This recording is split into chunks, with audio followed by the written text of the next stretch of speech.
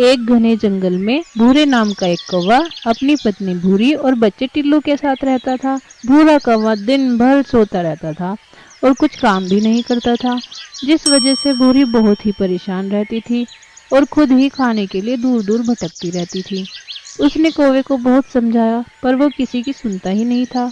एक दिन भूरा देर तक सो रहा था तो भूरी आकर उससे कहती है, मेरे तो कर्म ही फूट गए। देखो तो जरा से कैसे सो रहा है। बाकी पक्षी कब के दाना लेने के लिए चले गए हैं और एक ये है दिन भर बस पैर फैला के सोया रहता है। ये सब सुनकर भूरे की आंख खुल जाती है और वो भूरी से बोलता है, अरे ओ भाग्यवान, मुझे कुछ कहा क्या? आज तो लगता है मैडम ज्यादा ही गुस्से में है। मेरा मुंह मत खुलवाओ भूरे जी। मेरी मम्मी ने मुझे बहुत मना किया था कि इस कौवे से शादी मत कर, पर मैंने उनकी एक बात नहीं सुनी और आज देखो मुझे क्या दिन देखने पड़ रहे हैं। अब आँख खुल ही गई है तो कुछ काम के बारे में भी सोच लो। हाँ हाँ, जब देखो काम काम करती रहती हो। पहले मुझे चाय तो दो, तब जाके तो मेरा दिमाग चलेगा। मैं तो शादी करके ही फंस गया हूँ। भूरे की इन सब हरकतों की वजह से भूरी दिन रात परेशान रहने लगी और वो फिर एक दिन उल्लू चाचा के पास जाती है और उनसे मदद मांगती है। अरे भूरी बेटा, तुम यहाँ? क्या हुआ? आओ आओ, बहुत परेशान लग रही हो। चाचा जी बस क्या बताऊं, मेरा तो चैन वैन सब उजड़ा। अरे अरे भूरी बेटा, रुको रुको, तुम तो गंभीर बात करने आई थी ना। अरे माफ करना चाचा जी, वो मैं थोड़ा फ्लो में बह गई थी। आप भूरे को जाके समझाओ ना, वो सारे दिन खाली बैठा रहता है और कुछ काम भी नहीं करता। अगर ऐसे ही चलता रहा तो टिल्लू अपने पापा से क्या सीखेगा। अरे भूरी बेटा, बस क्या बताऊं। एक बार की बात है, मैंने भूरे को समझाया था कि कुछ काम किया करे। ऐसे तो तेरी कोई शादी भी नहीं करेगा, पर उस शरारती ने तेरी चाची फुल्की के सामने मेरी बुराई ही कर दी। और उस रात तेरी चाची फुल्की ने मुझे दौड़ा दौड़ा कर मारा। कसम से उस रात के बाद एक ही साइड बैठ पाता हूँ मैं। क्या चाचा जी, आप भी बस सारे दिन चाची जी की बुराई करते रहा करो। खैर, अब आप ये सारी बातें छोड़ो और सारे पक्षियों के पास जाओ और एक सभा बुलाओ और सबको मेरे घर लेकर आओ और उनसे कहो कि जाकर वो भूरे जी को समझाए कि वो कुछ काम किया करे। फिर भूरी घर चली जाती है। वहीं दूसरी ओर उल्लू चाचा सब पक्षियों को ये सब बात बता देते हैं और उनको भूरे के घर ले जाते हैं।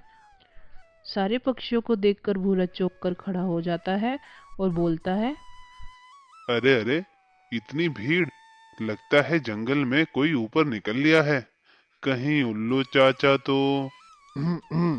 अरे ओ भूरे, क्या बोला तुमने? इधर जरा कोने में तो देखो।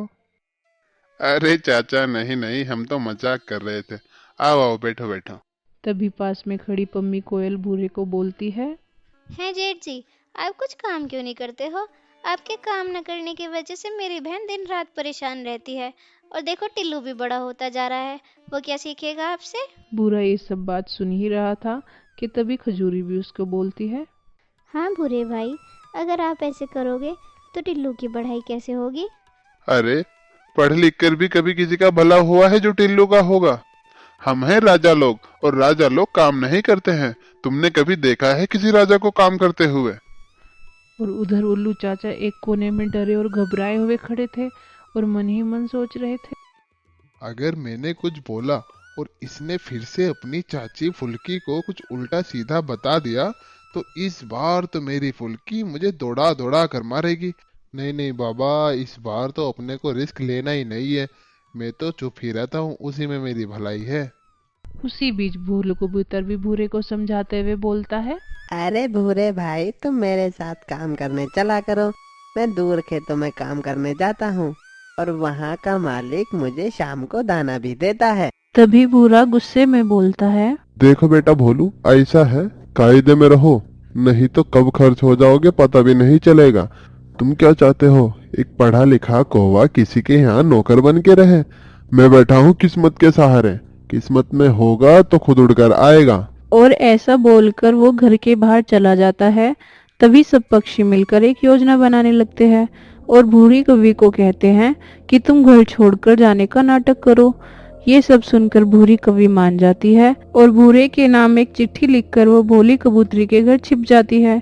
उसे देखकर भोली बोलती है, आओ भूरी बहन, तुम परेशान मत हो, इसे अपना ही घोंसला समझो। भूरे भाई जल्दी ही सुधर जाएंगे और कुछ काम भी करने लगेंगे। आप टिल्लू के साथ कुछ दिन यहीं पर रहो। फिर भूरी भोली के घर रुक जाती है।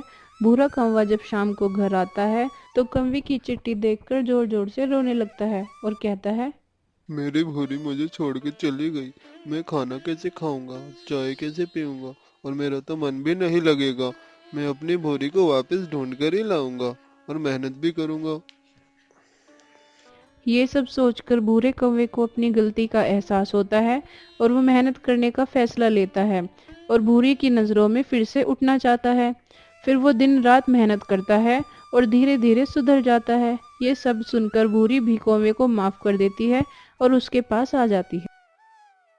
तो प्यारे बच्चों, इस कहानी से हमें ये शिक्षा मिलती है कि हमें कभी भी अपने जीवन में आलस नहीं करना चाहिए और अपने काम को बहुत ही मेहनत और लगन के साथ करना चाहिए, क्योंकि जब हम अपने परिवार को खुश रखते हैं तो भगवान भी हमारा साथ देते हैं। तो प्यारे बच्चों, कमेंट में हमें बताइए कि आपको हमारी कहानी कैसी लगी और हमारे चैनल को लाइक, शेयर एंड सब्सक्राइब जरूर करें।